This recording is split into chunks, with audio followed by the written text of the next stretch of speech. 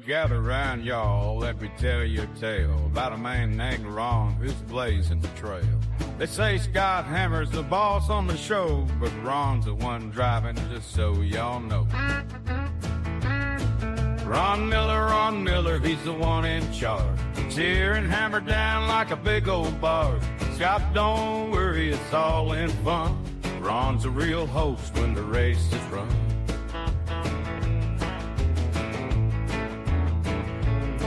Now Ron talks engines and he talks tires. Scott might be the match, but Ron's the fire. With his country charm and a wink in his eye, he's taking over and we all know why. Ron Miller, he's the one in charge. Tearing Hammer down like a big old barge. Scott, don't worry, it's all in fun. Ron's a real host when the race is run.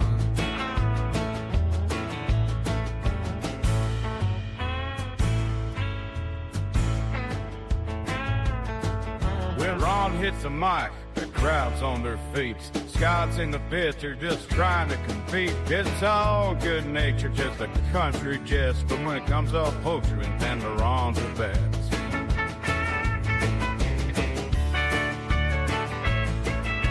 Scott, don't worry, it's all in fun. Ron's a real host when the race is run.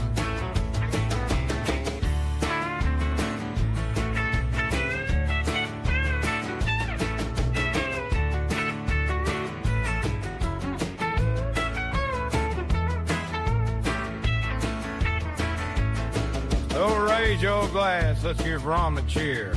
Scott's still our buddy, but it's Ron we revere.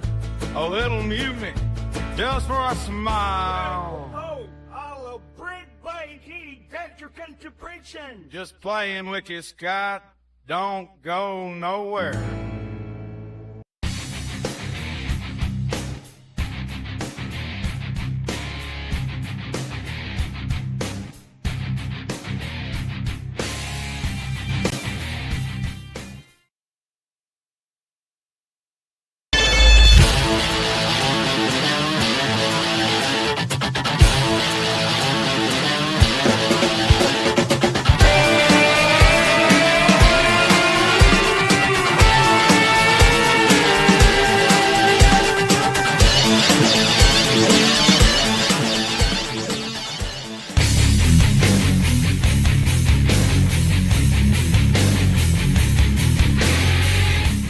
Hammer Down Racing Report. And now your hosts, Scott Hammer and Ron Miller.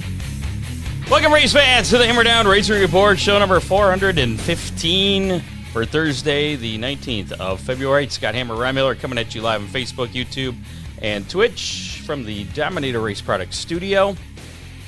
Tonight on the show, we're going to be speaking with 2025 National Sprint Car Hall of Fame Promoter of the Year. I guess it's Hall of Fame and Museum Promoter of the Year the 360 Sprints. He's one of three of them selected this year.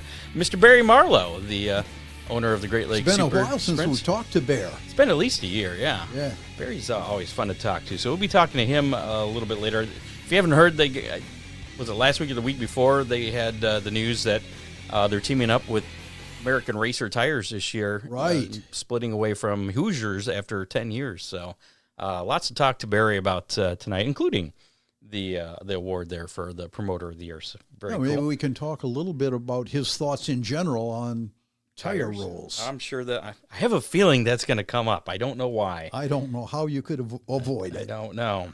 Also, we have How Many. You're going to give away some pizza from the pizza place formerly known as Big D's out there in Clyde, and a Speedy Sponsor sticker and an Ottawa Bull Rink. Wait, here, let's take that off so you can show. You actually remembered the sticker this week. There you go. Put it up higher. There it is, Ottawa Lake Bull Ring. You get one of those bad boys. They really are. You're going to get one of these bad boys. Cool. This isn't as colorful. In person, the camera doesn't do it justice. They are really cool. And you get the pizza, too. So stickers and pizza for the How Many. And also, you can put in hashtag DCR in the comments of the Facebook Live or YouTube Live. Let's do this one right there. To win a Hammer Down Racing Report window sticker. courtesy of DCR Graphics. Let's do this real quick. Yeah, one of these guys. Bink. And we'll do that drawing at the conclusion of tonight's show. So stick around for that. Lots to get to. Not a big week in news, really. I mean, other than what we had the Daytona 500, but kind of. Yeah. We'll talk about all that stuff here. First off, do you need car parts, repairs, or a full-on build, whether it's a race car, a classic cruiser, or just a broken bolt that won't budge? Ryan Race Cars in Lambertville, Michigan has the tools, talent, and experience to get you back on track. Over how many years of experience? A lot. Give or take just a whole bunch. Give or take a few. Ron's crew can handle it all: body work, transmission, chassis repair, custom build, safety gear, and performance parts. And if you're looking for a St. Patrick's Day gift for the racer or car enthusiast in your life, consider Ron Miller Race Car gift certificates. Yeah. Nothing says top of the morning to you. Aye. Yeah. Good day. Yeah. We're Australian leprechauns. That's awesome. Give Ron a call at 734-856-7223. See why racers and car lovers alike trust Ron Miller Race Cars, driven by experience, built for performance. He's better at car stuff than both of us combined at doing accents, apparently. Hey, mate. That's better. Wrong accent, though, for St. Patrick's Day. Oh, yeah. Turn heads with wraps and decals from DCR Graphics. Full wrap starting at just $425. They can even put it on for you. Schedule an installation for a small additional charge. DCR offers crew gear, T-shirts, and hoodies, flags, and hats. DCR Graphics, make sure your whole team looks sharp at the track. Don't forget to grab your Hammer Down Racing Report sticker. Just $5 for that. You can visit DCRgraphics.com or call to order it at 419-308-9523. DCR Graphics, where speed meets style. Also have to mention Oakshade Raceway, Dominator Race Products, Magic Moment Entertainment, and Dittman Motorsports, sponsors of the program tonight. I got a little action to recap here from last week. Let's do that first. Racing Roundup. So Perth Motorplex. Plex. Had to think about that, yeah. Perth Motorplex was in action with the Total Tools Rockingham Boys Shootout. Friday night, Dane Kingshot was the winner in the sprint cars. Troy Beckingham, winner in the LS1 sprint cars. Matt Brown, winner in the Formula 500s. And then Saturday night, James McFadden getting the sprint car win. Abby Pickering, winner in late models. And who was in second? I don't know. You tell me. Red Hot Ronnie, Veronica. Did she finish second? I wonder. I thought she was running in a sprint car. I thought she's running the place now. She's running it and racing it? The girl is everywhere. Okay. Scott, I wonder if any major race facility has had two women on the top of the podium. Top two. Ever. I think they may have just made history. We'll have to follow up with that. Yeah. Hey, why don't you get Veronica on the phone? Maybe possible get. Well, I don't know. Is she going to have time for us? She seems pretty busy down there. Where was I? Oh, Saturday. Yeah, Abby Pickering, late models. Cody Turaccio, winner in the Formula 500s, also on Saturday there at Perth. Murray Bridge Speedway on Saturday, the South Australian Street Stock title. Heath Thorne getting the win there in the Street Stocks. Tire Power Manjimup Speedway, Maria Beaver Memorial going on Saturday night. Brad Ludlow, winner of the Pro Modifieds. Wayne Bingham, Super Modified winner. And your Street Stock winner was Fletcher Malentis. Now, wait a minute. Brad Ludlow went all the way to the other side of the country to run a modified? I guess. Wow. Brad Ludlow's from the Perth area. And is he? And he went like from L.A. to New York. It happens. A lot. On a 2-lane road. It can happen. Do they have trains, too? Transcontinental railroads? I've never heard of anybody shipping their stuff across Australia on a train. I did see video of, I think it was in Australia, like some sports car street race where they hit a kangaroo. Ooh. And the guy had kangaroo guts all over him, and he was puking afterwards. I didn't really follow up on the story. Yeah. I wasn't sure if it was real. And then I saw the video, and I didn't see guts go I flying. got to but believe it the was, kangaroo jumped straight up in the air. That's their MO. It was different. Let's just go with that. World of Outlaw Late Model Series in action last week. Thursday, Federated Auto Parts Dirt Car Nationals at Volusia Speedway.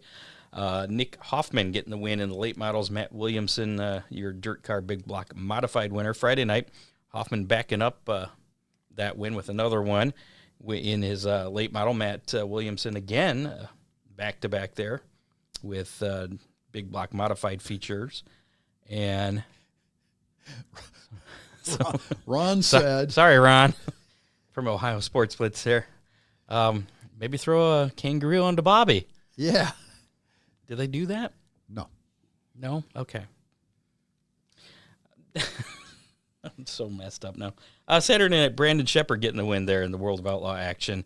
Hoffman ended up winning the Big Gator for the 3-day weekend. Larry White was your Dirt Car Big Block Modified winner, and Williamson, with his 2 wins, winner of the Big Gator. ARCA Menard Series action, the General Tire 200 at Daytona on Saturday. Gio Ruggiero getting the win there. No, it was Friday night's truck race. I think that Cletus McFarland took himself out early in that. Yeah. He made it a little further in the ARCA race, though. Well, I was rooting for him. He was doing pretty good. Yeah. Craftsman Truck Series action on Friday. The Fresh from Florida 250 at Daytona. Chandler Smith getting the win there. The O'Reilly Series Saturday night. The United Reynolds 300. Austin Hill getting the win. And then finally the big one, Daytona 500 on Sunday. Why did you have to refer to Daytona as the big one? No, I was referring to the Cup Series event, Yeah. the big one. It's the big event of the weekend. And it was. As a matter of fact, there were a couple of big ones. There were a couple big ones, including right there at there was like 2 big ones on the last lap, wasn't there? Between turn 4 and the start-finish line. And Tyler Reddick somehow managed to come away with the victory there. But that was pretty cool because Tyler has some A lot of dirt history in our area. And I saw a lot of comments. I think I saw Jeremy Mayfield, Mark Martin saying something about, I guess, the Toyotas when they were running 3 wide in the middle of the race, kind of holding everybody up. The lap times were slow. They were just Like kind of half saving. throttle. The guys behind them were getting really anxious. Saving gas and saying, this isn't racing. So Yeah, I understand that NASCAR is going to look into how to prevent that going forward. I want to know what the answer is. Scott, they've got this big display right in front of them that tells them how much throttle input they've got. Well, I've got to believe NASCAR can see that. But what are you going to do? Make a rule that you have to be 100% throttle 80% of the time you're on the track or something? Minimum 75? I don't know. What does that rule look like? I'm just telling you that it will be addressed. I mean, because there's always strategy involved. Strategy? Strategy. Yeah. But, I mean, there's no rule saying you can't go slower, right? But they were blocking the track. Plain and simple. They could have gone around them. You could go 4 wide. The 3 Toyota, you can't go below the yellow line to pass a car. That's a... Go through them. That seems to be the common thing now. Dump them. Yeah. Okay. That's what they do, right? Yeah, they're only running a 3rd throttle. They're going slow. I mean, why not? Yeah, they're only going 170. All right. Hey, Scott, we do have a question that maybe one of our that? regular listeners can answer. This one? Yes. Technically, they have a 100% rule, according to Kyle Carlson. Carlson, excuse me, Kyle. About the race schedule for the Shade? Yes. Well, you'd have to ask Oakshade. I know that we have some regular listeners that might have some input on that. Really? So apparently you've been talking to them more than me. I have not heard anything in a while. So, some people just listen and don't say much. So what do you know? I don't know nothing. I don't think that race manipulation, that's true, Kyle, there. It could be considered race manipulation. Good point, Carl. But I mean, I don't know. NASCAR put himself in that position. They can figure it out. Maybe they make it so that drafting isn't. I mean, do you slow the cars down even more so they can only go so fast? So they have to be full throttle? I don't know. It's going to. NASCAR will come bigger out, fuel tank so they don't have to stop for fuel? before Talladega, NASCAR will come out with a rule. When's Talladega? Usually April, isn't it? Yeah. Okay. That was it. Yeah, that's our racing roundup.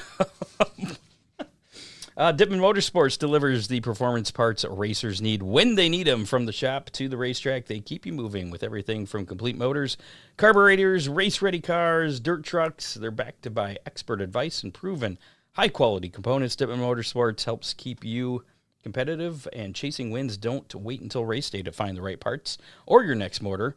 Actually, if you're waiting until race day to find your next motor, some people do, don't they? Yeah, I guess that is a thing. Call 419-283-8580 or visit DippinMotorsports.com. Dippin Motorsports, your trackside advantage. And have a great idea for a new podcast, but don't know where to start? Let Hammer Down Podcasting Services take the wheel. From studio rental to audio and video editing, hosting, publishing, branding, and even coaching, we provide everything you need to launch, grow, and manage your podcast like a pro. Whether you're starting from scratch or looking to level up your production, we've got the gear and guidance to bring your show to life. Go to HammerdownRacingReport.com and click on Podcasting Services to get started today. And you, too, could sound like Hammer Down Racing The Report. experience over 200 years. That's it. Kyle had another suggestion. Get rid of stage racing. Would that make a difference, though, you think? Oh, I think, yeah, because then pit stops wouldn't. I get you, because then they'd have to pit under green, most likely. Right. Okay. They couldn't plan their pit stop a half an hour ahead. Yeah, I don't know what the answer is. Again, I'm not NASCAR, and I'm good with that. I can tell you, though, on the short track, I don't know of too many people that are leading a race, whether it be a late model sprint car, stock car, compact, that are trying to save fuel. Maybe you make the races shorter. Save tires, though. Maybe save tires, yeah. Oh, especially on asphalt. You might slow down a little to save tires. Longer race on dirt, yeah. Yeah. Abrasive track that night, black slick. Yes. Yeah. So Barry Marlow should be checking in with us very shortly, and it looks like he's starting to log in. I see him, but it's black. I see his name, but all I see is a black screen. Should we try and bring him on yet, or should we wait and see if he's actually there? I don't know. See if he'll talk to us. All right, I guess we'll see what happens. Oh, the black screen just disappeared, and it turned into a little icon. Yeah, we'll see what happens here. Hey, Barry, are you there? I am here. All right. All right, we can hear you. That's good. That's all that matters. Yeah, you don't want to see me. Okay. Just trying to figure out why this isn't coming on, but because nothing ever works right. Well, keep pushing buttons. Sooner or later, something will happen. That's exactly what I'm there. doing. Thank you. Yeah, just keep pushing buttons. Yeah, that's what I do for a living. Push buttons. Whether it's people. I can relate. Well, first off, congratulations on the 360 Sprint Car Promoter of the Year award. Well, thank you.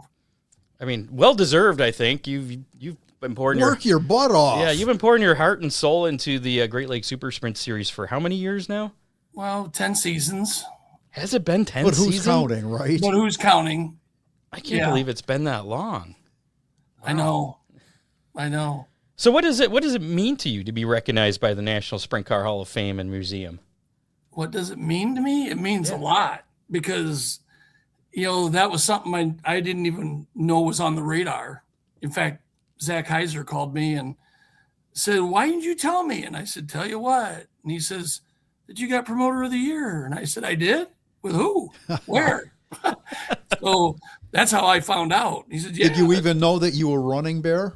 No, I didn't know I was running. Wow. That's usually the case.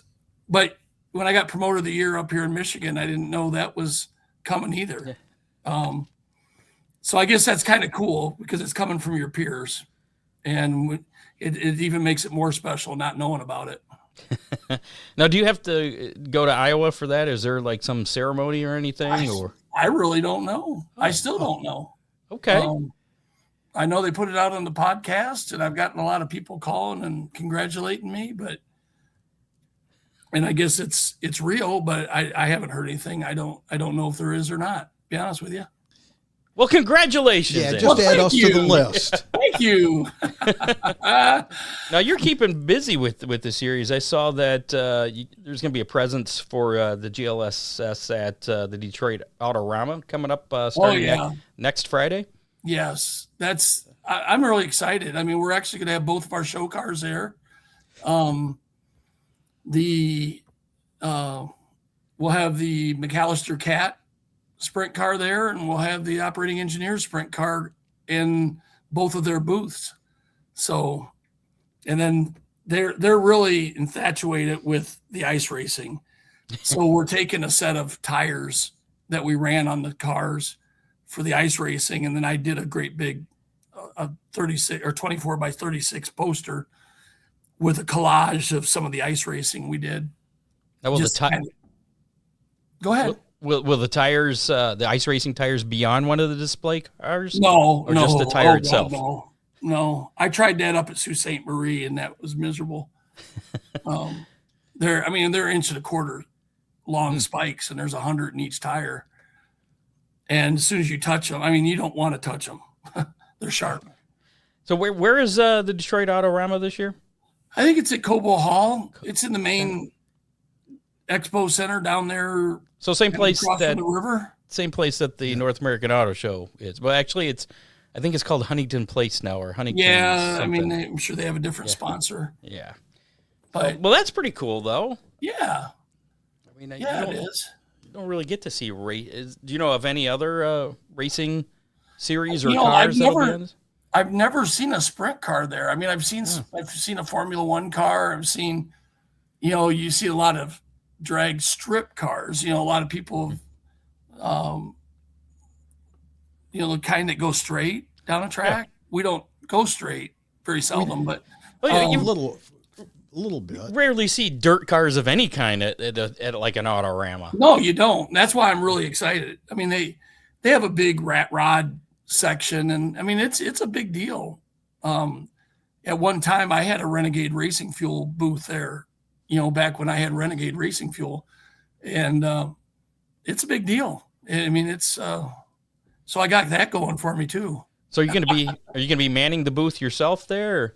No, I'm Zach and Aaron, our race director. They'll be helping out down there. And, very cool. But like I said, we're part of McAllister Cat's booth and operating engineers booths. Okay.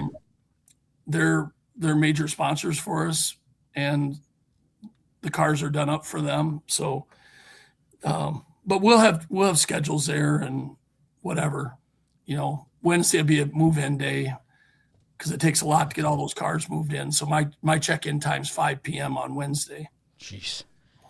Well, if and I believe that's they open the doors on Friday, and I think it goes through the March 2nd or something. So that weekend. Yes. Yeah. So it's Friday, Saturday, Sunday. Friday? So March 1st. Anyway, stop out and say hi at Detroit Autorama. Yeah. Let's switch gears a little bit. You had a big announcement come out, I believe it was last month, about the switch from Hoosier tires to American Racer tires for this season. What's the details with the rules as far as that goes, as far as the transition, and I guess how did that? What was the mindset in making that decision to go the American Racer route? Well, believe it or not, I think it was 4 years ago, I actually looked at switching all 3 series to cold turkey to American Racer. I did all my research. I did all my work on it. But that was about the time they had that fire at their plant. Right. And there was distribution issues. I mean, there was tire issues, not by no fault of their own, obviously, but and my concern though was if I did make that switch, I can't very well not have tires available. So we've always held it off.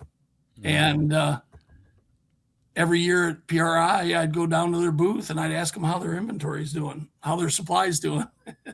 And this year, for the first time, well, 2025 in December at PRI, I got a new answer. They're in good shape. And I said, so you could supply 2,000-3,000 tires if we needed to. Yep, not a problem. So the guys heard that, and my top 15, 20 guys, they've known that we've been looking at that. And every time somebody says we need to switch tires, I said, to what? There wasn't really a viable option. And now we went open. The rules for the non-wing and the lightning sprints will just be a flat out open. They can run Hoosier, they can run American Racer. In GLSS, we opted not to go that route. Again, it's one of those areas that I don't really care. I'm not, other than me handling them. Now, from me handling them, there's a lot of positives with American Racer. And the big one is all the tires are delivered to me where I don't have to go pick them up or pay to have them picked up or pay somebody else to go pick them up. But so that's huge for me. And if the guys can get one more race out of a tire, it's going to be huge for our guys. In fact, even American Racer told me that. They said, you're not going to sell as many tires next year. And I said, yeah, I said, I hope that's the case. Yeah, you're in the racing business, not the tire sales. I really am not. I would rather not sell a tire. But again, I'm in the racing business, and I've got to have, I'm the sprint car guy up here, so I'm the only one that handles the tires. Is the cost going to be a factor? First of all, just the raw price difference on what I was selling Hoosiers for, what I'd be selling Hoosiers for this year versus what I can sell the American Racers is about $75 a tire.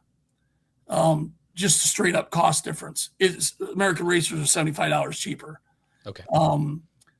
But like I said, the true value of it is going to be the racing and the longevity.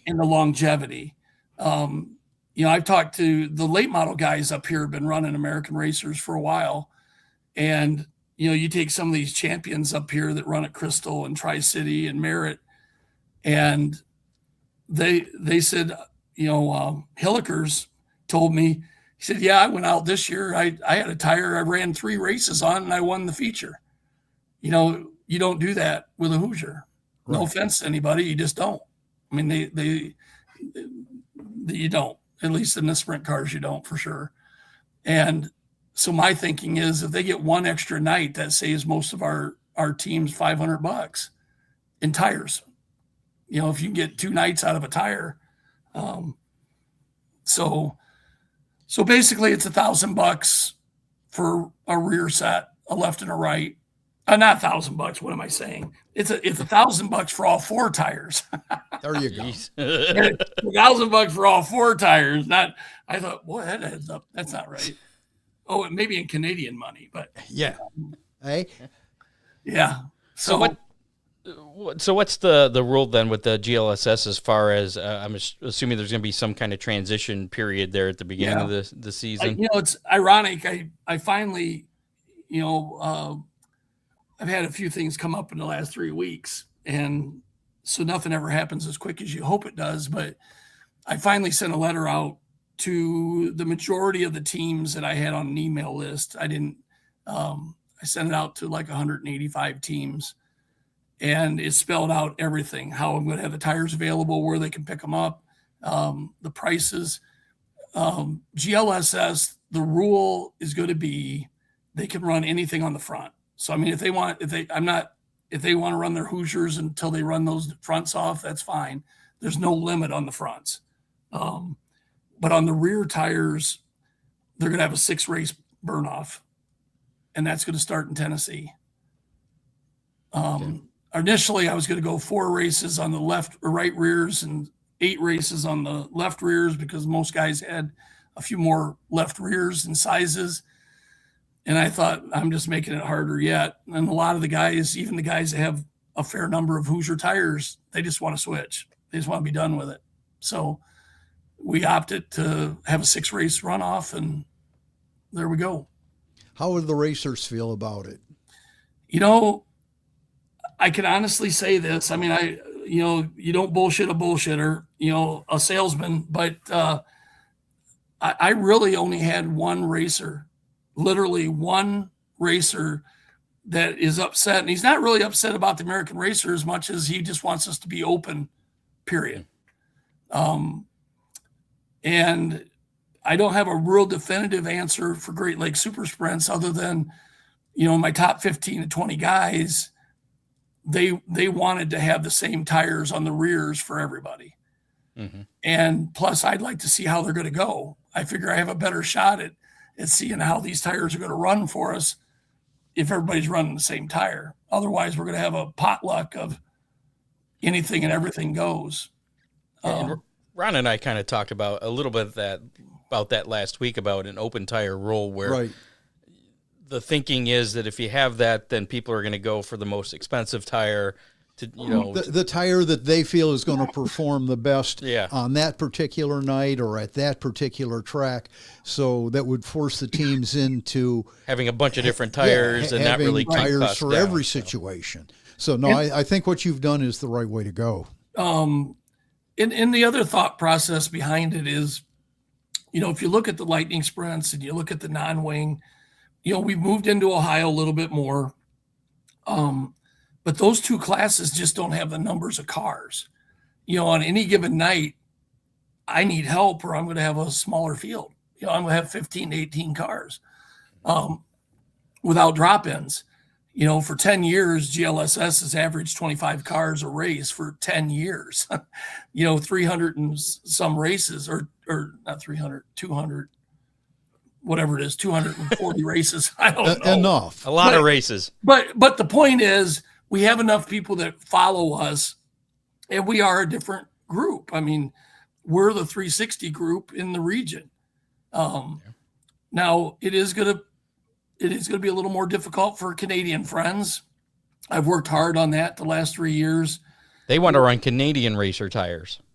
Yeah, well, they don't really care what they run, but we just finally got them on that medium Hoosier last year. Now, the thing that's changed, though, is because ASC has kind of shot that, and I'm going to say it, you can delete it later, but kind of shot that in the ass when they will not allow the Canadians to run that new Hoosier tire, saying that it is different than the medium. So, I tend to believe Neil Cowan told me at Hoosier, he assured me it's the exact same tire. It's not stamped the same because it's Hoosier Canada. But he told me that the compound is exactly the same.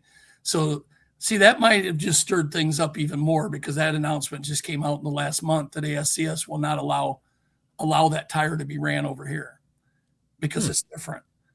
So I am kind of hoping maybe I'm just introducing American racers to Ontario, and, I put that in the letter.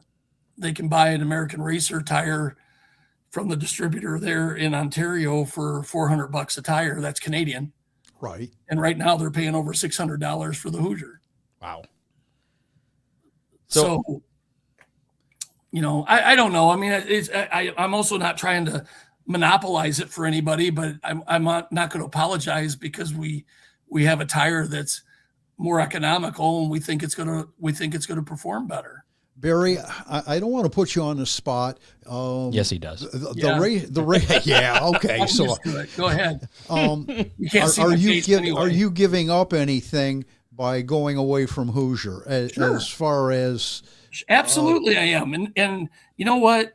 And I know where you're going with that. And that's as far as I was going to go. And I'm just going to answer it. Of course I am. Now, I already American Racer's been very upfront and no, they don't have a program like what Hoosier did. But, there's a lot of things that Hoosier did that have made it hard for us out here in the countryside. They say there's no programs out there, but that's not totally true. There's still people getting tires. Whether they're discounted or not, it's still not the same playing field for everybody. And it only jacks up the prices, in my opinion, to everybody else. Exactly. 'Cause nothing's free. So if you're giving somebody $30 a tire, and then you're still giving some people tires at half price, even if you aren't giving them to them, but if you're giving them half price, that's still a cost. I mean, let's face it, we're all in business. You add up all your costs, and you add up what your inventory costs, and you add up what you need to make to stay alive. And we're all paying for that program. And so there's a lot of things I don't like about the program. So yes, I am giving something up. I probably had a total, in a best case scenario, $35,000-$40,000 a year through all three groups. But you're saving racers more than that. So yes, as a series, we're giving up a big chunk, but I don't really care. If I cared about it, I wouldn't have ever started GLSS. I care about it because I'm trying to make it better and I want to keep it alive. So you're doing what you feel is best for racing in general, not what's best for Barry Marlow. No, well, it's not good for me. The only thing that's good for me, the one thing that's good for me is I already told you, they're delivering the tires. So that saves me about $8 a tire. 14 trips to Plymouth at 10 hours a day. Yeah. Wow. That's a lot. So that's, and that adds up, but yeah, it saves me $8 a tire, however you want to play with that number. Yeah. Having been around and in the tire business for a long time. Yeah. So, and I'm honestly if you look at if I put on the wholesale hat or the retail hat, Hoosier was my biggest competitor as well. They would still sell to anybody that showed up there, not at my price, but it was $20 over my price. Right. So let's see. So I come down to Plymouth and I buy a tire and you're selling it for $20 more than you're selling it to me. That kind of sets the price. Again, if I can just make a margin on the tire and handle the tire and get it delivered to me, I'll take care of the rest and I'll make my own program. And that's what we're going to do. Any other rule changes in the books for this season? No, I think the aluminum engine thing has gone really well. We hired Mark Aldridge, longtime sprint car driver, and he's a machinist by trade. And we leaned on each other this year, but he's coming back this year to be our full-time tech guy. And we just did not see the advantages or the things that people were concerned about. In fact, after our very first race, you know how much I heard about it? A big fat zero. Huh. And then I did have to smile inside, not because I was happy for anybody, but I had a smile inside when I heard people were saying that it was getting harder to get steel blocks and the waiting list was getting longer. And I had to because that was really why we made the move. It wasn't, I like steel blocks and that's what we are. I was only offering the aluminum so that guys could, if they blew an engine or needed to put something in, they'd have an option. Just another tool in the toolbox. So sometimes a blind squirrel even finds a nut now and then, but. No, I'll admit to being unfamiliar with the sprint car rules. If they went from a steel block to an aluminum block, is there a weight penalty that they have to take care of? Yeah, and what the hubbub was last year this time is I had a specific block that I had weighed and investigated, and it's the Brodex spec block.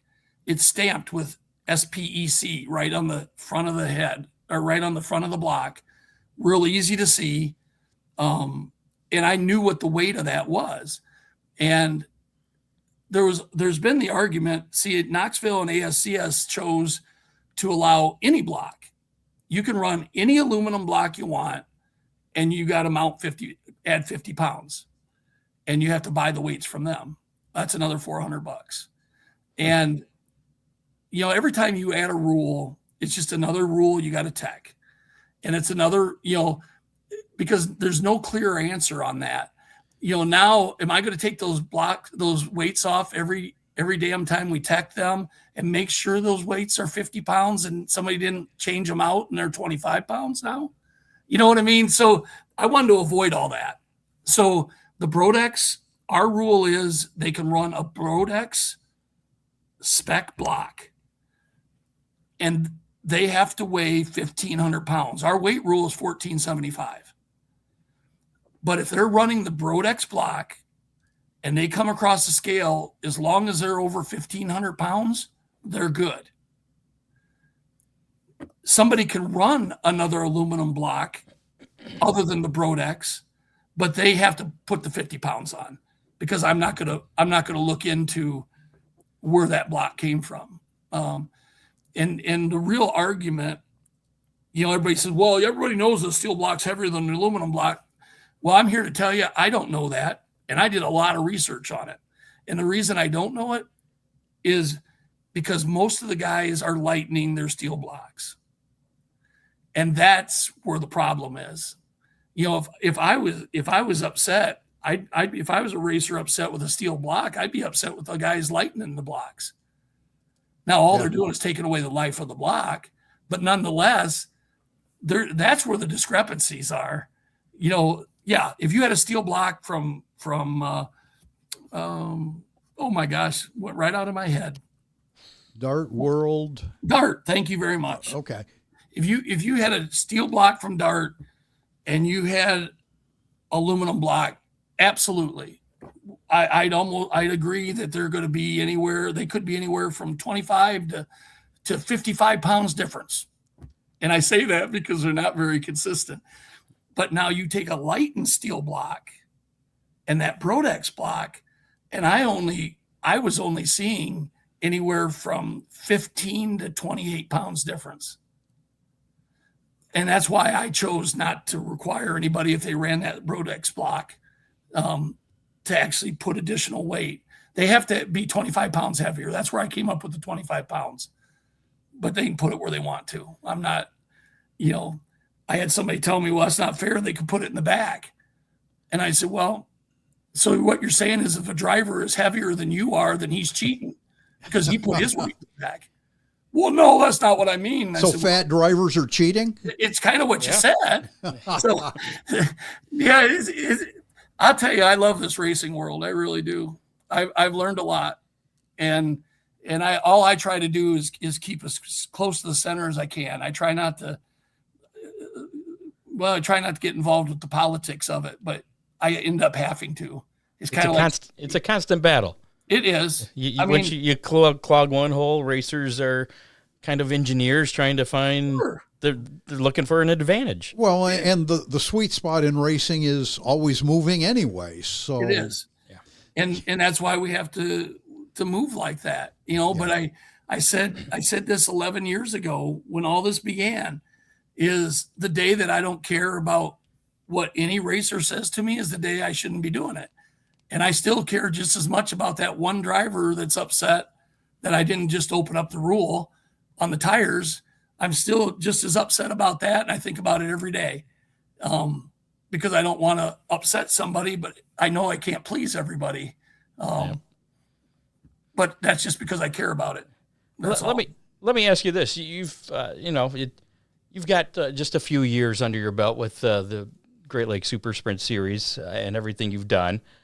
When you got involved with this, where you're at now, is that kind of where you envisioned where you would be, or do you think you're beyond where you had envisioned, or did you not even have any idea where you were going with this 10 years after? Let's just start this. It'll be fun. Yeah, see what happens. Okay, yeah. Well, let's start with the real easy answer. The real easy answer was, hell no, I didn't know where it was going to go. All I knew at the time when I started it was I didn't agree with what Saad was doing. I could have cared less about the tires. I really did. What I cared about was how it was introduced to the drivers that had followed them on that 360 deal. And again, I'm going to say it again. I'm not a lover of 360s. It's just that's kind of where I ended up. And I've learned, and I do like the class. I do like it. But but I didn't like how the drivers got treated, period. And so I didn't think it through very far. I'm kind of like the T-Rex in that cartoon where he's stuck. His head can't allow it. His arms are so small he can't reach, and he's stuck. He said, I didn't think this through very far. Well, that's kind of how I feel sometimes. I didn't think this through very far. But when I looked at the business side of it, I'm exactly where I thought I had to be, because on the business model, it's no different than any other business. You have to have a certain volume and a certain size to either make changes survive. And to survive. Yes. So how about that for a political answer? Yeah. Not bad. Okay. Let me ask you the Like more maybe simple way. yes? Okay. Are you happy with where things are today? Yeah, I am. I still got some work ahead of me. Yeah, I'm not saying content. I'm saying you happy where you're at. Yeah, Zach Heiser, hiring him as general manager was probably a bigger step for me. I mean, it was a bigger change for me than hiring the social media gal. And she relieved me of a lot of time. So I could not believe how much it opened up my weeks once the racing season started. I did not realize literally how much time I spent. I mean, every day, as soon as the races were over, I had about one day to kind of catch my breath. And then Sunday afternoon or Sunday night, I was right back at it, getting ready for the next weekend's races. But we put on anywhere from 1 to 5 races a weekend, through the 3 groups. Oh yeah. So that was a big, that probably added 5 to 10 years to me staying in the racing business. It bought you some time. It bought me some time. So we've been working really hard on the live streaming stuff. That's I didn't, again, like the options of how Flow and Dirt Vision and some of the big dogs out there were treating the tracks, the local tracks. I don't think the wealth is being shared proportionately. And that's why we kind of did what we did last year. We went out on our own and started GLS.TV and it was a trial run with GLSS, and we're going to add the non-wing. And there's a couple other surprises probably down the pipe that's going to come out in the next month. But we could have as many as 135, 140 races in our network through our region, all open wheel stuff. Gotcha. I was actually going to ask you about that.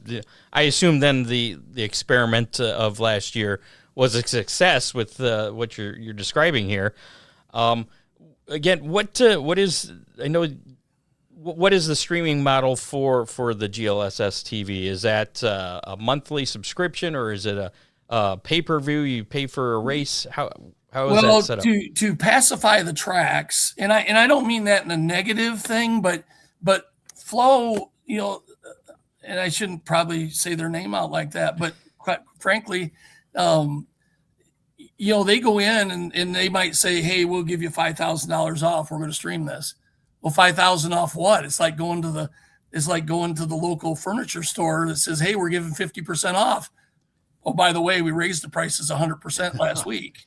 So we're going to get, and that's kind of how I feel about it.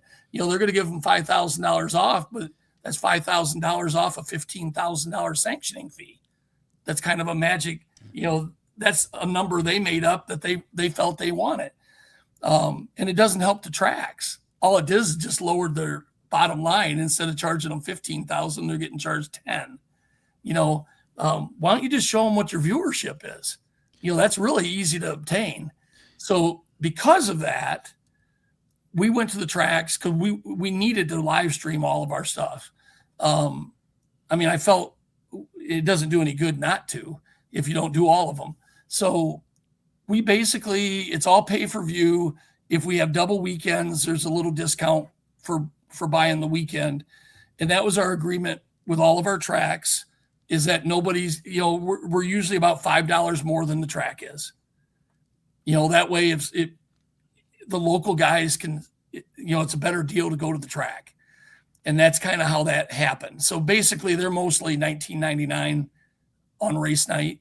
The best deal by far, I'm not going to deal with monthly subscriptions because it just doesn't work with what we're doing. I'm really trying to do it for our racers and for their sponsors.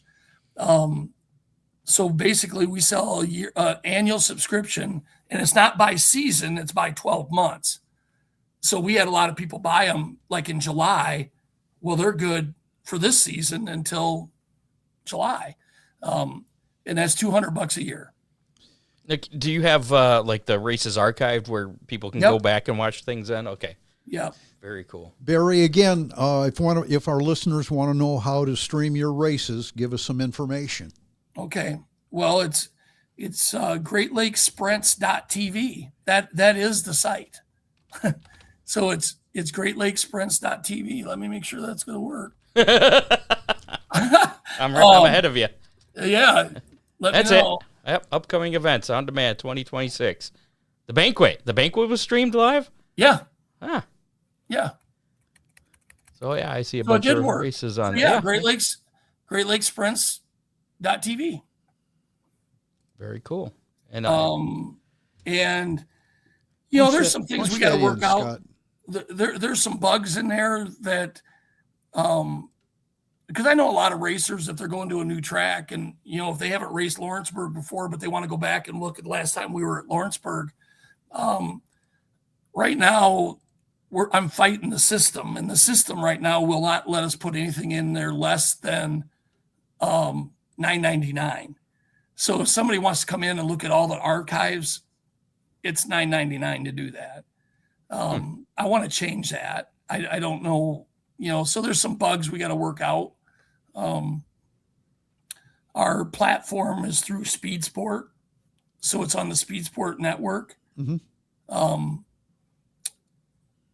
So I guess you can find us through Speed Sport as well, but it's better just to go to our site and do it. But yeah, we got to work. I mean, there's just a lot of things. Yeah. See that, see the yearly subscription and the pay-per-view single pass. Pay-per-view single pass. That's what I was talking about. Okay. That gets you into the archives is really what that is. That's what a pass is.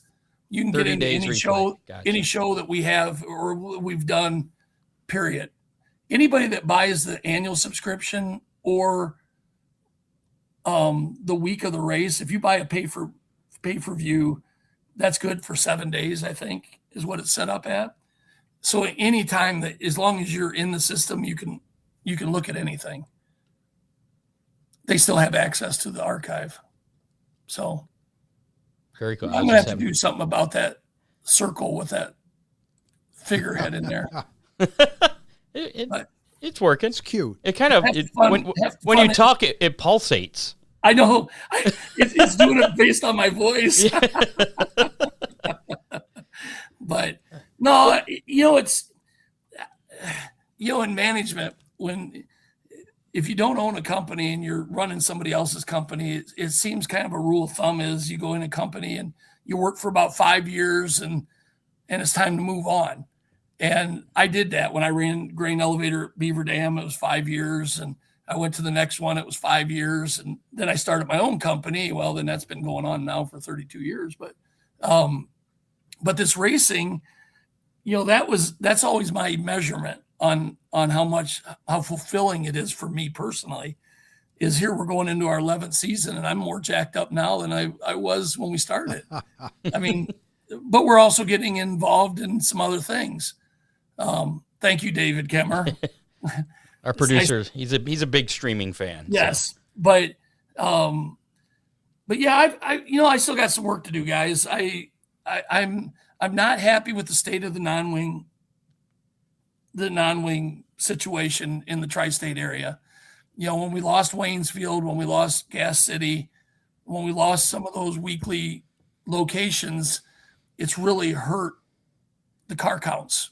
And it's hurt the guys that have the non-wings in the barn. Aaron Fry and I talked before the season, And this year is not going to be perfect, but that's on my agenda for next year. But at least we don't have any major races against each other. So we aren't going to, the only head-to-head stuff we have is, I think, the 3 races I have at Winston Speedway, which is all the way up north of Muskegon on the west coast of Michigan. Right. So I'm about as far away as I can be. And he has a race at Atomic and a Montpelier, I think, against those. But other than that, we don't have any races against each other. But I'm not happy with that situation. And Aaron and I think, are the two that need to fix it. And for those you listening that aren't familiar with Aaron Fry, that's the Boss Series. Yeah. So for Boss Buckeye Outlaw Sprint Series. Yeah. And I like what Aaron's done, and I think he's the same with me, other than we just encroached on each other a little bit. But I still think we're both smart enough that we'll figure out a way to make this thing better down the road. So would that be still coexisting, or would there? I don't know. Talks of a merger. I don't ever go into thing with preconceived ideas. I'm just starting with the problem. It's open to anything. The problem is there's not enough drivers, there's not enough racers, there's not enough tracks. And we really need to put solid, I really wanted to do it this year, and I'm very disappointed with my schedule. And some of it's because of tracks, and some of it's just because of dates, and car counts. So like I said, there's plenty of things that keep me motivated, and I'm not done yet. There's some things that we need to do to make things a little better. So two more things I want to touch on here. I want to talk about your upcoming schedule and what you're looking forward to. But before we get to that, I want to go back. You mentioned the ice racing. That kind of was shelved. Was that last year or the year before? Is that something that you'll ever kind of revisit? That may happen again, or is that? Yeah, that was fun, and yeah, that was a lot of work, and there's too dependent on the weather. Well, yeah. Here's what happened. The more publicity we got from it, the more we got on everybody's radar.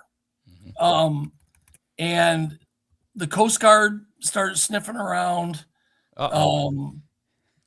And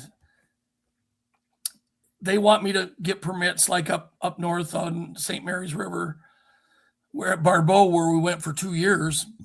And the Coast Guard was there with their jet boats, their airboats. They found a spot and parked and watched us. They thought it was good. But obviously on up the chain, they said, hey, wait a minute. They need to be getting a permit. They're on the waterways. And the same thing with Eagle and DEQ, because all these are public waters. So that in itself caused a problem, because it almost takes me 2 to 3 months of planning and to pull the permits and do those things, only to get there like the last 2 years and not have enough ice to even race. Yeah. Yeah. And then you get this year where it's cold as hell. Right. Right. But it's too late by that time. Yeah.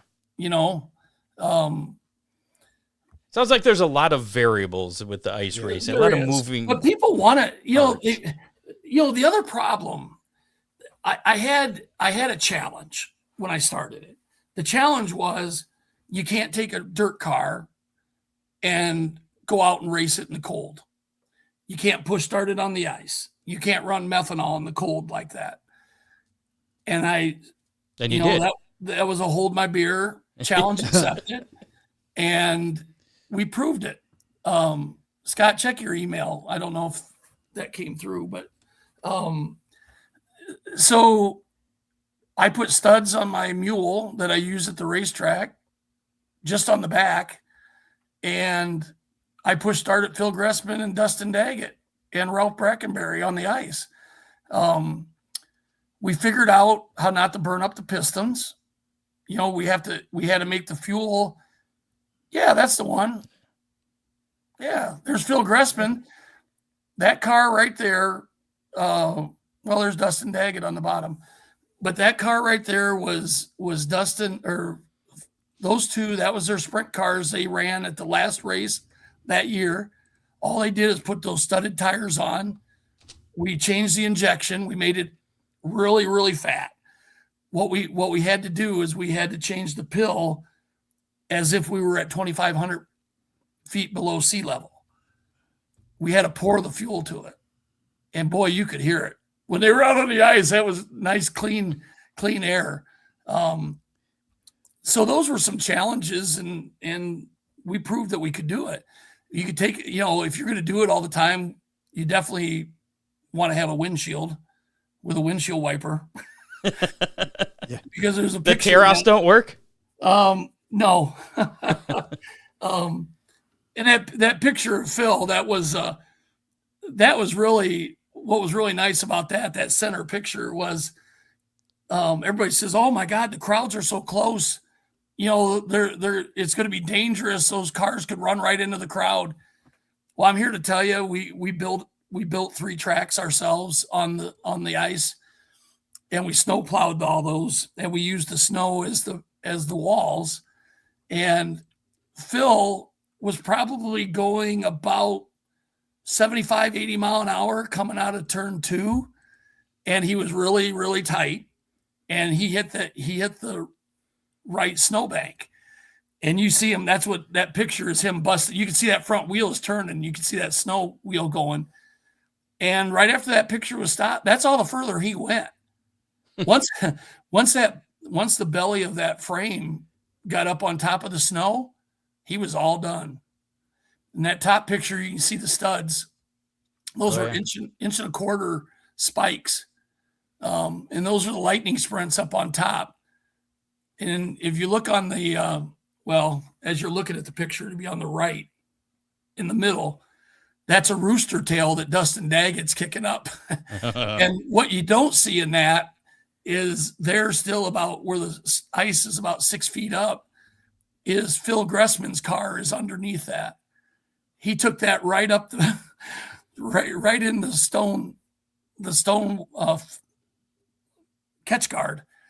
And that's where you'd want to have a windshield. But so see, there's fans on the other side there. That's fans. There was probably 3,000 people. Wow. Yeah. Around on the ice that day. It was a beautiful day. It's sunny. It was probably 28 degrees and sunny, and it was just beautiful. But it's really, there's a lot that goes in that, putting it together. And so it's still on my agenda, but you got to get enough guys. I kind of, unless I can get a group like we have with the lightning sprints, I can get 8 or 10 lightning sprints, and they put on a hell of a show. But for the full size sprints, unless you could get 6 or 8 of those going out there, I really have a hard time with that. Now things might change a little bit with East Bay not running, and the environment's changing a little bit in Florida, but sometimes it's hard to get the guys out. I thought, hey, bring your same car, but some of those guys don't want to go out in the cold. We get that a lot when we ask people about, the hangover race at Sandusky. Yeah. Scott and I both have a little bit of history there. Yeah.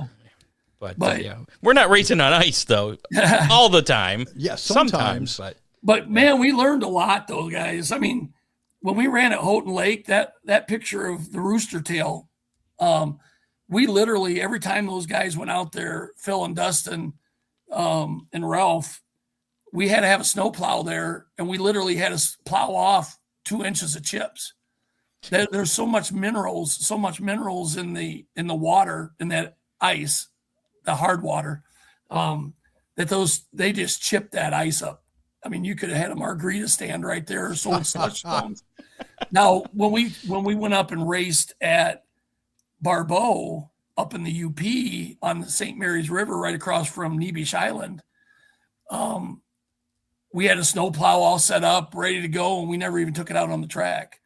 They had blue ice there, and that blue ice was so hard that it didn't look anything like. The only thing we had a problem with the last time was we were throwing rooster tails of water because the water was seeping in on top of the ice from the weight of people. Oh, There was a spring about 100 yards away, and the weight was sinking down enough that the water was coming over to the track.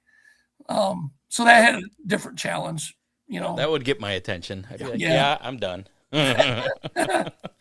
So let's talk about the schedule coming up this year for all three series, but particularly the GLSS. I guess things are scheduled to kick off the weekend of April 10th and 11th at I-75. That's kind of been the typical MO for the past few years, co-sanctioned with the USCS. Yep.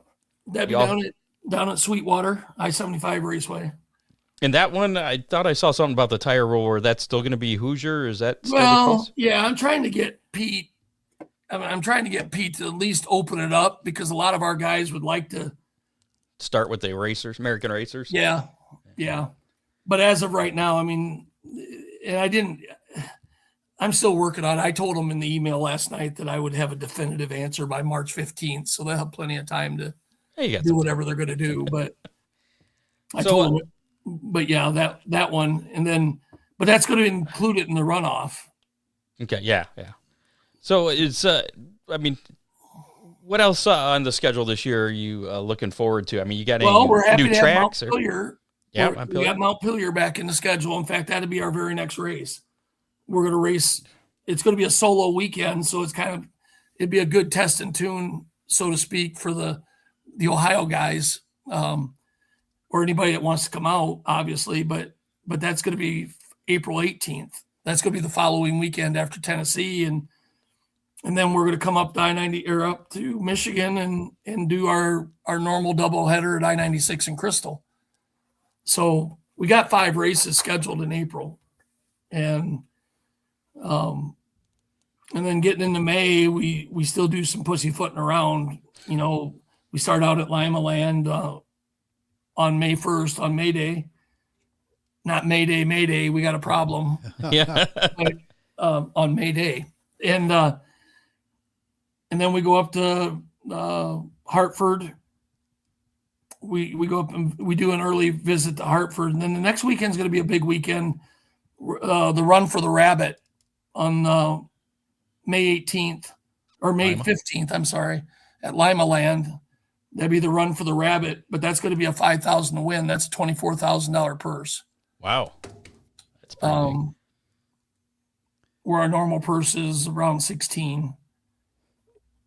15.5 or whatever it is, but that's going to be 24,000. So we didn't just raise the start money there. So that's going to be a good one. And then we're going to follow up, and we got a new rate. We got our first time visit at Shady Hill over in Indiana. And then we're going to be back Memorial Weekend. We just have 2 races. And that's going to be Lima Land and Crystal. Is that right? Yeah, that is right. It's your series. I know.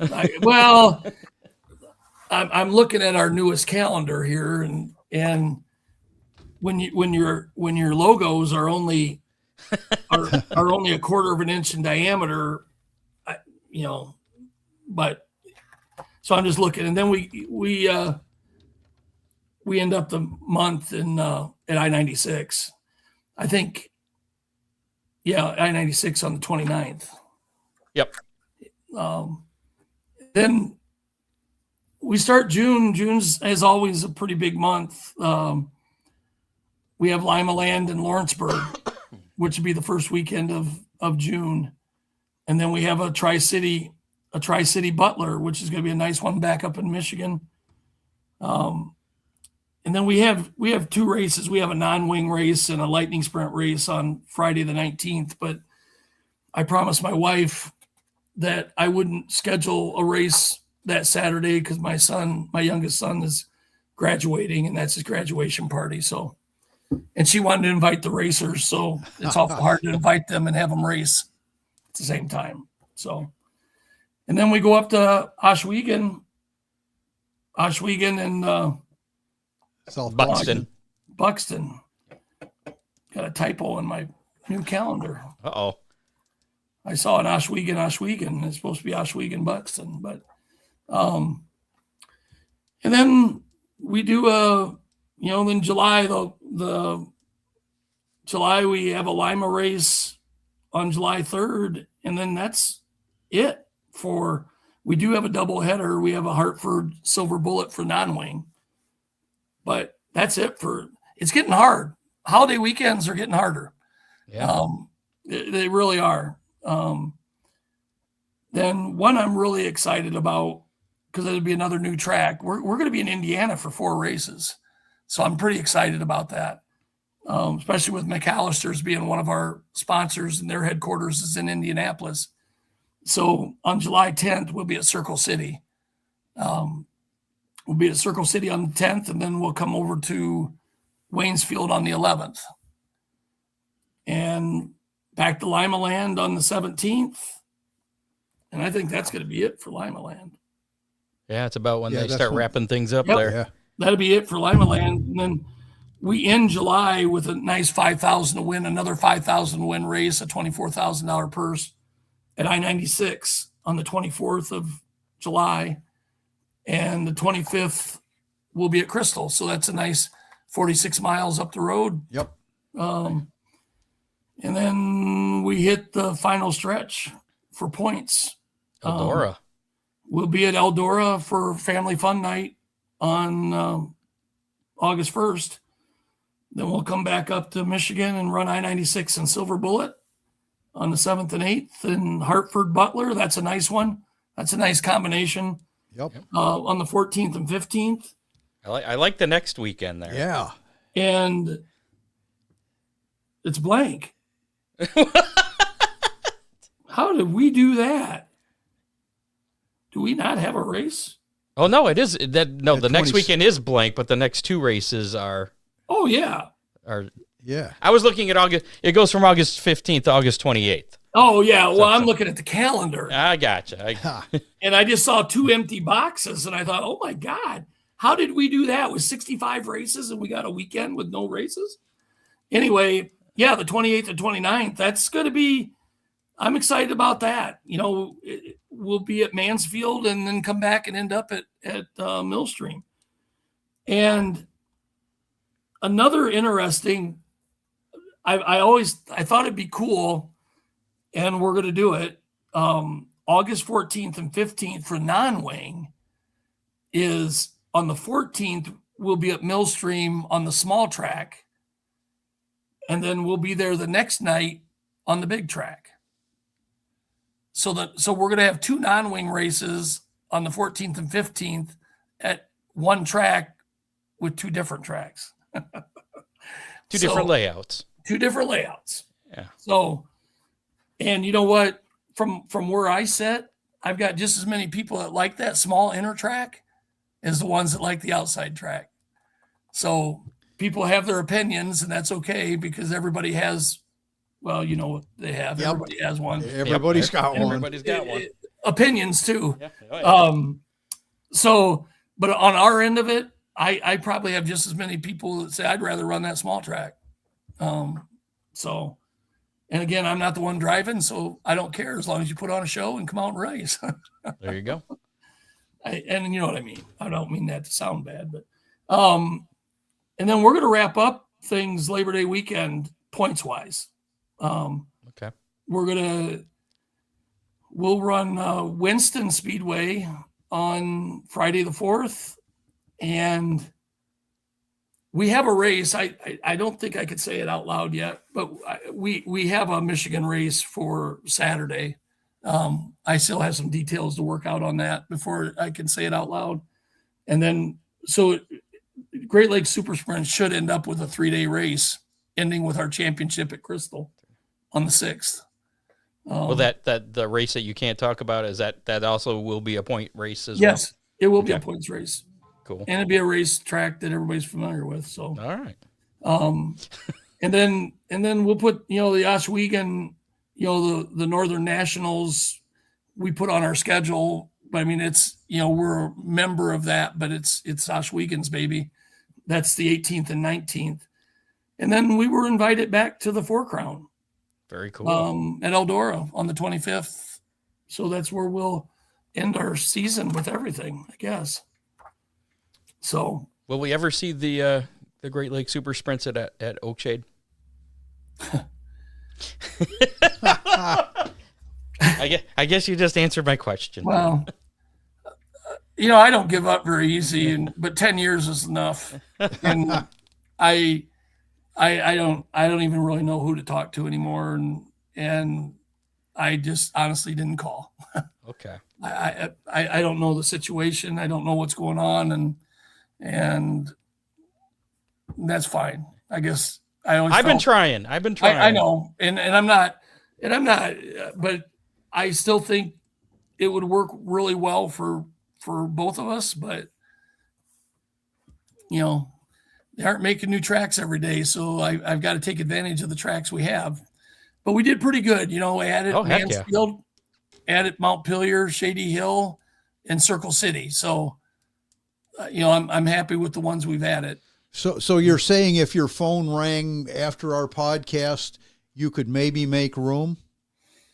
There were some Saturdays I saw open. I think, yeah.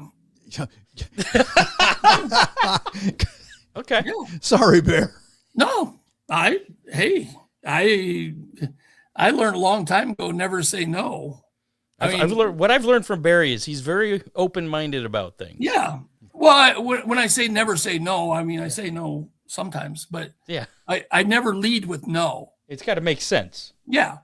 But, I used to get upset when I'd hire a receptionist and I'd overhear answering the phone and I'd only hear her side and she'd hang up. I said, what they want? And they said, well, they wanted to know if we did X. And I said, yeah, we do X. Well, I thought we do X plus one. And I said, yeah, but we do X as well. And I said, you never say no to somebody. The hard part is getting somebody to call you and ask you to do something for them. At least give it to somebody else that can find out what they really want. Sometimes it's just terminology, Sometimes you don't say you aren't talking the same language, so they don't know what to ask. Like me, when I go to get stuff at Home Depot, I'm not a carpenter, so I don't really know what some of that shit's called, but I know what I'm trying to do. I just got to find somebody to explain what I'm doing. Oh, you want to do this? Yeah, that's it. I just don't know what it's called. Well, very cool. Again, Barry, congratulations on the Promoter of the Year. Well, thank you. Honor from the National Sprint Car Hall of Fame. It was. I'm truly, I truly am humbled by that. I really was. It was cool to get that Promoter of the Year up here a couple years ago from the Michigan Fan Club, from the track owners and stuff. But this one on the national level just kind of tells me that people are noticing Great Lakes Super Sprints is. Yeah. Absolutely. Yeah. One other question I wanted to ask before we let you go there. You still have the North and South divisions. Yeah. And is that something that's going to continue for the foreseeable future, or were there ever any plans to merge? That was something that I envisioned from the start of doing this, and it's doing what it's supposed to do. Last year everybody said, well, how many people have followed the whole thing? And I said, well, we only had 7. But we ran 30 races that followed the whole thing. But when you go to the Ohio division and the Michigan division, we had 14 cars ran 100%. And that was really kind of my point. 14 in each division? Yeah, 14 deep that ran 100% of the races. Yeah. So, and that's really kind of the point of it. Not everybody wants to run 30 races. And so the North and the South gives guys geographically a chance to run for points or run for a championship and only have to run maybe 15, 16 races, or 14 with rainouts, and they still have the opportunity. They're still a member. They could just join the North or join the South. And if they want to run at Eldora, you're still a GLSS member. If you want to go to Lawrenceburg, great. If you want to go to Circle City, So, yeah, I think the guys are finally seeing it. With our points fund, even, we paid out just GLSS alone was just under 60 grand last year. It was 84,000 the year before for GLSS. but I did that because I wasn't able to raise the purse 2 years ago. So last year when I raised the purse, I cut back a little bit on the points fund and gave them a little both. But they still came out ahead because we raised the purse $2,500, ran 30 races. So that's 75 grand. So 75 and 60 is 135,000. So our guys took home 135 grand more this last year than they did 2 years ago. So there's still not 135 grand more, but 50 grand more. So you still have the 3 championship point funds, Yeah. the North, the South, and then the combined. Yeah. Very cool. Yeah. And do you have to, as a racer, do you have to declare that you're running for the South or that you're running for the North? You're just, you show up and get the points as long as you're a member of GLSS. You join. I mean, obviously, if you go to my race pass, once we have it set up, you're going to see the options they have. There's 3 primary options. You can be a member of the North, you can be a member of the South, or you could be a tour member. And but there's multiple options under each one because I offer different insurance policies. I offer accident policies for AFLAC, and then I also have just race day insurance coverage, basic coverage. And then I finally came up with one with no insurance just because guys, whatever. I mean, that's again, all I can do is lead you to the water. But the accident policy one is the one I really like because it doesn't have anything to do with your insurance. You know, I've had people say, "Well, I have really good health insurance." I said, "Well, good for you, but this would help bring you back some money so you can repair your car. If your insurance pays everything, turn all those invoices in, and AFLAC will send you money." Because I had somebody they wrecked at Tri-City, had really good insurance, and by the time it was all over, they paid $5,000 out of their pocket. And if they had the AFLAC accident policy, I added up all the a la carte, you know, the bus ride to the hospital, the overnight stay, the emergency room, the x-rays, the MRI, all the things that happen, and they would have got $6,000 back from AFLAC. And I said, that's how it's supposed to work. You know, it's kind of keep you whole. You know, it's bad enough you totaled your car, but you know, at least why total your pocketbook too? So yes, I mean we do that, and those are the things I probably spend as much time on as any. You know, just trying to put some of those programs together to make it good for the guys and gals. And gals, yeah. And gals. Kelsey Ivy running her last year. We just talked to her a few weeks ago. So very cool. Well, it sounds like you I mean, obviously you're the promoter of the year. You know what you're doing. You've been doing it. Well, I don't know about that, but you've been doing it for long enough. You should know what you're doing. You've gotten really lucky then. I know what I'm doing. I just can't always do it the way I want to do it, you know. And if anybody's looking for any information on the Great Lake Super Sprints or any of the 3 series, the Great Lake Lightning Sprints and the traditional sprints, GreatLakesSprintFamily.com has links to all 3 series, so you don't have to remember all the different ones. Or GreatLakesSprints.com. Great Lake. Actually, Great Lake Sprints took me to Great Lake Sprints Family. I know. So you're right though. So Barry, I'm sorry. Go ahead. Oh no, I was just nothing. I was going to ask, am I the only guest tonight? Yeah, I hope so. Wow, cool. I hear Ron's stomach growling over there, so he wants to eat eventually. Well, good. I thought we had a little longer than we normally do.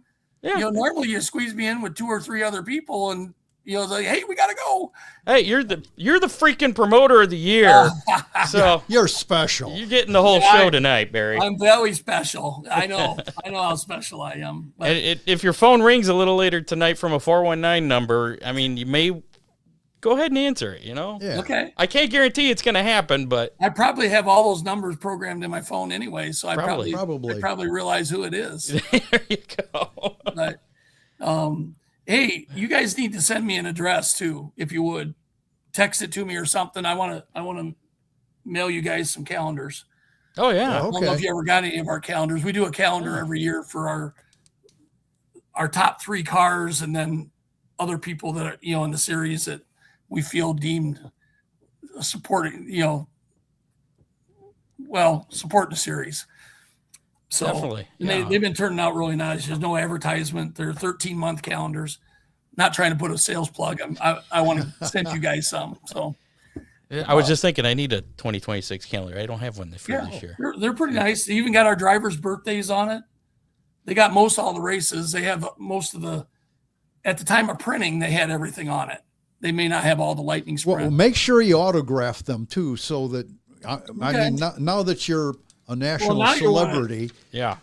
Well, now I'm gonna have to insure them when I mail them. All right, I'll do that. Just send me an address you want them to go to. All right, we'll do. I just made myself a big note here at the end of the show. You'll send them to the studio address. Yeah. Barry, always a pleasure talking to you. Good luck on too. a great season with the Great Lakes Super Sprints. Well, thank you. Thank you, guys. I really appreciate you having me on, and I always enjoy talking to you. And don't forget, you guys are going to be at Autorama in Detroit next weekend, so stop out and Friday, Saturday, Sunday. See Come the out show see cars the cat car and the operating engineer's car. And get a schedule. And get a schedule. There you go. Will the calendars be available there? I probably have some down there. There And I also have all of our contact information on the back of the, if they want to know how to get us on TikTok or Instagram or X or any of those things, we have all of our handles on the back. I say the only way I'm checking you out on TikTok is if you're dancing on there, Barry. Well, I think I am dancing on one. I think on the chalk line. I've sworn off TikTok for years, and now this is the first time I'm going to actually consider putting it on my phone. Oh boy! So, all right, Barry, we got to get going. You guys, thank you very much. I appreciate it. We'll talk to you later. Barry. Okay, bye bye. There you go, Barry Marlow, the owner, operator, promoter of the year for the Great Lakes Super Sprints and the family of sprint series he has there, the lightning sprints and traditional sprints. And actually we've had, we never did get that, what was it, spaghetti sauce or something? From a few, it was like a month or two ago. Anyway,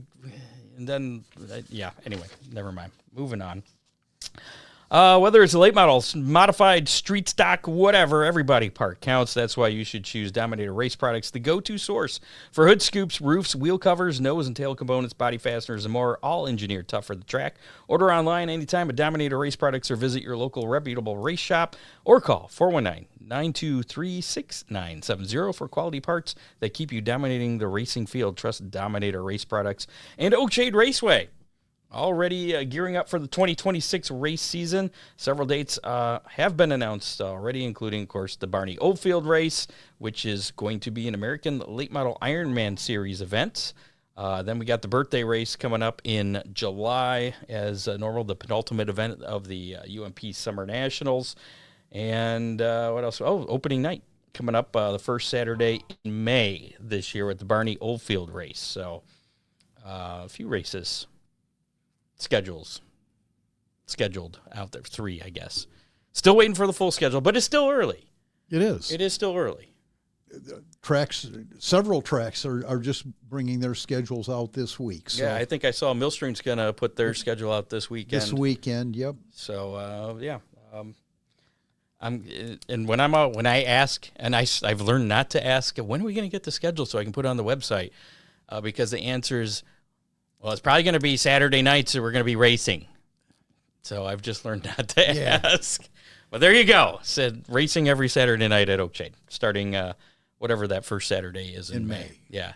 Typically it'd been the first Saturday in April, but it has been pushed back because I think it's like the 20th. I want to say it's like May 2nd. Like I said, I need a calendar for this year because I don't have one. I do have one on my phone, though. And it doesn't work. It won't change from February. Now I went from February to July. May 2nd. It is May 2nd.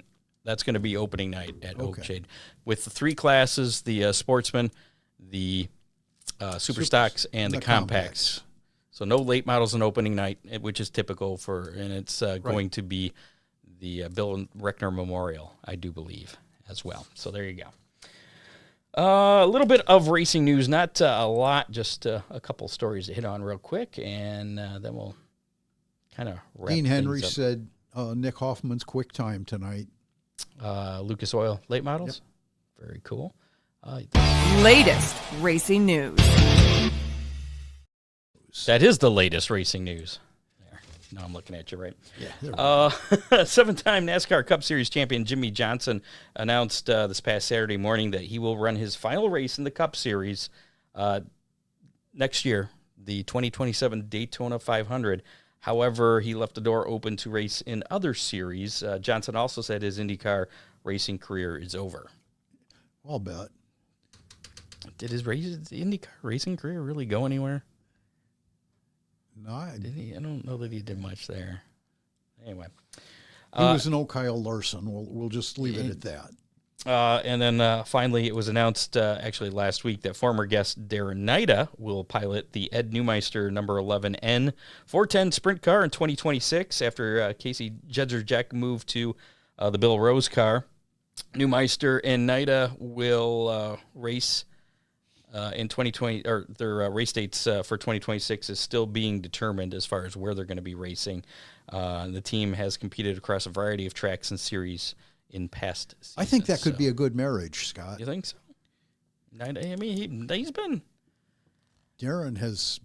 Does that mean he's going to be running more? I mean, he has been at Fremont Attica quite a bit, but he kind of started out at Butler. And a couple of all-star shows here and there, but maybe they're setting their sights a little higher. It's going to be interesting to see. The Cole Macedo or Buddy Kofoid kind of thing. Yeah. Maybe. Oh, very cool. That's very cool. I mean, he's a pretty talented driver. He is. As was his dad and his grandfather. Yes, there you go. So that's all the racing news this week. Finally, this week in motorsports history. On this date in 1989, Darrell Waltrip won his very first Daytona 500. I forgot the A in Daytona. It's the Dayton 500. Oh, no. That's a different race. And then also on this date, in 1972, A.J. Foyt became one of the few IndyCar racers to ever win the Daytona 500. Fun fact, my first pet was a bird. I named it A.J. Foyt when I was a little kid. Really? You were a race fan back. Yeah. And then the 21st of 2013, February 21st, 2013, NASCAR confirmed the return of a national touring series, the Trucks, to the dirt at Eldora Speedway. The Mud Summer Classic would debut later that year, again, 2013. That doesn't seem like that was 13 years ago? 13 years ago. Holy cow. So that is your This Week in Motorsports history. If you're looking for a wedding DJ you can trust, even when you can't trust, either way, Magic Moment Entertainment has you covered. With decades of experience, Robert delivers smooth planning, professional-grade sound and lighting, and an unforgettable experience for your big day. Mention the Hammer Down Racing Report. Save $100 on your reception DJ service. He's got no hidden fees, no mileage charges, no lighting fees. He's got full liability coverage. He serves Michigan, Indiana, Kentucky, Magic Moment. Michigan, Indiana, Ohio. I thought I forgot a state there. Ohio, Michigan, Indiana, and Kentucky. Magic Moment Entertainment is ready to make your event truly magical. Call 419-594-2261. Find him on Facebook under Magic Moment Entertainment or Ohio Sports Blitz. Besides all those discounts, he's darn good, Scott. Son of a biscuit. I forgot we had a Hammer Down hotline really? text. It was a question for Barry, as a matter of fact. 419-318-3081. 419-318-3081. If you have something on your mind that involves motorsports, give it a call. Text it. Leave a message anytime, day or night. And call or text 24/7. Yeah, I'm tempted to call him back up just to ask him this. This was the message. What is the one thing that a sprint car driver can do that will just upset you to no end? I have a feeling it's going to be a long answer, so maybe maybe I'll do a separate segment, a separate post for that. We'll get that answer for you there. So I'm thinking there's a story behind that I don't know about. Yeah. But we'll get to that. And again, just a reminder real quick, last reminder, if you want to win a Hammer Down Racing Report window sticker, one of these bad boys, courtesy of DCR Graphics, put in hashtag DCR in the comments of the Facebook Live, YouTube Live, or the Twitch, and we'll be doing that drawing very shortly. In the meantime, it is time for How Many to give away some pizza. I was in the wrong area. This one. How many? So last week's how many cars would finish on the lead lap of the Daytona 500? And despite a lot of crashes, I forgot to write down what we put last week. Luckily, I got it written down here. The number was 24. 24 cars finished on the lead lap. They may have been smashed up a little Does that bit. include Ryan Preece? I don't know. I just looked. I see. I didn't memorize all 24 of them. Did you see that Ryan Preece backed halfway around the track to finish the race? That's why I was wondering if that included him. I looked at the official results. So if they officially scored him as finishing, I think they did. Then yes. Then the answer is yes. So you said 27, and I said 28. I was overly optimistic. So congratulations, Ron. I nailed You broke it. my streak. Yeah, well, it was due. Had to come to an end sometime. So we had a tie, actually, for our listeners. Really? Yeah, we had one high and one low. Hovis Racing guessed 22. Joshua Schoenauer guessed 26. Two above, two below. Guess what we're going to do? We're going to spin the formerly Big D's Pizza wheel. Because the pizza place is no longer Big D's. It's formerly Big D's. And that's this one. So here we go. We are going to spin the wheel for a free large 2-item pizza, courtesy of the pizza place formerly known as Big D's, plus an Ottawa Lake Bullring sticker, and Just like that one. a Speedy sponsor sticker going to the winner. So here we go. Let's determine this week's winner. It's either going to be Hovis Racing or Joshua Schoenauer. I'm going to go out on a limb and say it's going to be Hovis Racing. Pretty easy when we only got two of them. Congratulations, Hovis Racing. You have yourself a free large 2-item pizza courtesy of the pizza place formerly known as Big D's Pizza, 419-547-1444. They're located 808 North Main Street in Clyde. You have 30 days to claim your pizza, and you will have 30 days to claim your stickers from Ron Miller Race Car. Yeah. Well, the stickers are from Ottawa Lake Bullring and Speedy sponsors, but they will be at Ron Miller Race Cars, and I'm sure you know where the Ron Miller Race Cars is. Today's the 19th. So there. Pass it over. There you go. This week's how many? And a chance to win the aforementioned same prize, the stickers and the pizza from the pizza place formerly known as Big D's. That will be, this one's going to be a math problem, so I do apologize. Ron really likes these math problems. So let me put this on the screen here. I typed it out, might as well put it up there. So we got the Lucas Oil Late Model Series and the World of Outlaws running Head-to-head. kind of head-to-head, down south this weekend on Saturday night. And this is only Saturday night. The how many only has to do with the Saturday night portion. And I don't have a weekend weather pit stop for Florida, down there. So you'll have to do your own homework on that. How many Lucas Oil late models will be at Alltech on Saturday? Right. Plus, how many World of Outlaw late models will be at Hendry on Saturday? So you're kind of splitting the field. I'm putting them back together here on the Hammer Down Racing Report. And those two tracks are quite a ways apart. Are they far apart? Oh, yeah. Okay. We were saying that Hendry's down by Lake Oka. Yeah, the south end of Lake Okeechobee. Okay, and where's Alltech at? Up north. Is it in the Panhandle? Jacksonville area? Panhandle? No, the other side, Okay. the west side of the state. So, go ahead and put your guess into the comments of the Facebook Live, YouTube Live, Spotify, if you're listening to us whenever. And you'll be entered. Whoever's closest will win that pizza as well as those stickers. Ron, you have to guess first. Oh, I do. Yeah. You know, I think I'm looking. Dean Henry says 60, 69, 66. 48. I was going with 72. I was going with 68. 68. I like Just the- because 69 is not going there. All right. Well, James David's going with you there. There you go, James. My optimism killed me last time, so I'm going to go 67. All right, there you go. I'm gonna be the You blew it. pessimist- Be the pessimist this week. So you have until Saturday, 5 o'clock. 6 Sounds o'clock? fair. 5 o'clock. We'll go 5 o'clock. Saturday, I 5 don't know. Is that too late?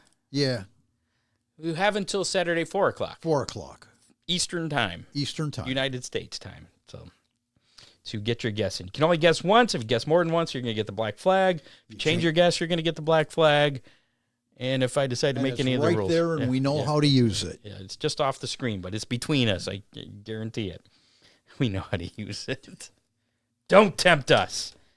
Yeah. And again, you can do it on Spotify. So if you're listening to us on the podcast and you're on Spotify, go ahead and put the comment in there. Otherwise, probably the easiest one to find. Facebook's making our live videos hard to find. They're like under the events now. Really? And yeah, it's really weird on Facebook. So now we're an event? Yeah, because it makes an event for the live video. Facebook's really, it's kind of pissing me off. So I'm just kind of pushing YouTube now. It's a lot easier. So go ahead and find the YouTube video and just put the comment in there if you're not watching us live and you're not listening on Spotify. Good enough. Unless you've figured out the Facebook. Unless you can find us on the Facebook, yeah. Facebook algorithms and You can. It's just it takes a lot of work and determination. And I know how much people like to work. I don't like to work. This weekend's racing menu. So some racing coming up this weekend. Premier Speedway. Friday night, it's the Australian Super Sedan Championship featuring, actually it's Friday and Saturday. Friday of those features the Super Sedans and Junior Sedans. Saturday will be Super Sedans and Modified Sedans. So a lot of sedans at Premier Speedway this weekend. Tires and More, Esperance Speedway. Friday nights, the LMRWA, was it Late Model Racing Western Australia. Yes, sir. Pro Dirt Late Models. That's going to be Friday night. So those of you listening to us live in Australia right now, that's going to be later on tonight for you. Bunbury Speedway, Saturday. It's a West Coast Stabilizer Sprint Car Series featuring 360 LS Sprint Cars, wingless sprints, and Formula 500s. Kalgoorlie. Got it. It looks girly. Yeah, it doesn't. Kalgoorlie Speedway, Saturday, is going to be hosting the Late Model Racing Western Australia Pro Dirt Late Models. So, a double header for the two-day weekend, yeah. For the LMRWA. Tires and More on Friday, and then Kalgoorlie Speedway on Saturday. High Tech Oil Speedway Toowoomba Sunday. The Dondex Ultimate Pink Night featuring QSS Ultimate Sprint Cars, Speed Cars, and V8 Dirt Modifieds. Stateside, Lucas Oil Late Model Dirt Series Winter Nationals at All Tech Raceway. That's going on tonight through Saturday. And then they're going to be at Ocala Speedway on Tuesday through Saturday of next week. So a lot of racing for the Lucas Oil Series. World of Outlaws back in action for the Swamp Cabbage 100. Okay. Very appetizing name. Yeah. That's going to be at Hendry County Motorsports Park in Clewiston, Florida. That's Friday and Saturday. This Friday and Saturday, 21st, 22nd. The top three NASCAR series all back in action this weekend. The Craftsman Truck Series Freight 208 at Echo Park Speedway on Saturday. That'll be at 1:30 p.m. on FS1. The O'Reilly Series will be running the Bennett 250 at Echo Park Speedway. That'll be at 5 p.m. on Saturday. And then Sunday, it's the Cup Series Auto Trader 400 at Echo Park Speedway, otherwise known as Atlanta Motor Speedway. Yeah. That'll be at 3 p.m. on Fox if they don't decide to change it because of impending weather like they did for the Daytona 500, which they said it was going to start at 1:30, so I tuned in at 1:30, and then they didn't start racing until after 2. I was like, for being in a hurry. I guess it did start raining about a half hour after the checker. I did not know that. So there you go. That's your menu for this weekend. Let's give away that Hammer Down Racing Report sticker. Yeah. So many people. You know what? Some idiot forgot to hit the start collecting thing. Oops. So if I got 2 entries in there, and there's no way for me to tell who they are, and I know there was more people that did that. So hashtag DCR. If you're still listening, I'll give you a minute or two. We'll go through the closing stuff. So if they've already, if you already did put it in again, because some idiot forgot to put the start collecting the entries at the beginning of the show. We're going to have to defer back to producer Dave on that. How's that? In the future. Make him push the button? Yeah. But that's then okay. I don't know if that works that way, because I got to share. Well, he can share the screen. I guess, yeah, we could give that to make him do that. That's an idea. I like that. We'll give that way. In the future. That way, stupid producer host Scott doesn't have to do all these damn things. So in the meantime, while we wait for some people to put in hashtag DCR one more time, just in case, I want to thank producer Dave Kemmer for all he does do. He does do a lot anyways. He does. Especially this week. I've had a heck of a week, very busy, so without Dave, it would have been hard to have any prep. Thanks to contributors John Young, Bob Stazak. Make sure to like us on Facebook, follow us on X at Hammer Report, follow us on YouTube, listen to us on your favorite podcasting platform, including Apple Podcasts, Spotify. And again, you can guess on the how many on Spotify. Just put it in the comments. And you've just been given the black flag. Have I? Yes, I deserve it. You can black flag me if you want, Ron. Check us out at HammerdownRacingReport.com. Rate and review us. Share us with your friends. Thanks to our sponsors, Oakshade Raceway, Ryan Miller Race Cars, Magic Moment Entertainment. It's wedged it's in the stuck holder. in there. I think you can't be a flagman anymore? You probably just wave the whole thing. You probably glued it in. I forgot where I left off with the sponsors. Magic Moment, Dittman Motorsports, Dominator Race Products, and DCR Graphics. Thanks again to this week's guest, Barry Marlow, the promoter of the year for the 360 Sprints. I think that's the first time we've ever talked to a promoter of the year. I found it very odd that he had no idea. Yeah. Surprise. Yeah. Anyway, all right, let's do that giveaway now. We gave, we're up to 10. That's plenty. Plenty to do the giveaway. I always forget which of these to push. Giveaway tool. Here we go. So there's our hashtag DCR. And there's our names all flipping through. Is it 8:44 already? Holy crap. We did talk to Barry for quite a while. We did. Nancy Schoenauer, congratulations. You are the winner of this week's Hammer Down Racing Report window sticker. You have 30 days to pick that up from Ron Miller Race Cars. Congratulations. Yeah. There you go. You got all kinds of stickers there. You need to have like some things, those impulse buys like they have by the checkout aisles. So when these people come to pick things up, I need some of this, you know. Candy bars. Ron Miller Race Car gift certificates. Oh, yeah. I'm just saying. I don't know. So, all right, that's going to wrap up this edition. We've already done all the other stuff, so we're going to get out of here, and we'll be back. We'll see you next Thursday. It was really good talking to Barry. Absolutely. Always interesting talking to Barry. Always. And he usually tells it like it is, too. He doesn't really sugarcoat anything. So, I appreciated his honest answer on the tire support from the manufacturers. Taking a hit there? Yeah. Well, yeah. I'm not going to say it was good to hear it, but it was good to hear that. He's doing what he thinks is best for the racers. Exactly. So, very cool. We'll see you next Thursday at 7 o'clock. That's a wrap on show number 415 of the Hammer Down Racing Report. You have been listening to the Hammer Down Racing Report, available on demand on iTunes, Google Podcasts, Spotify, or your favorite podcasting platform.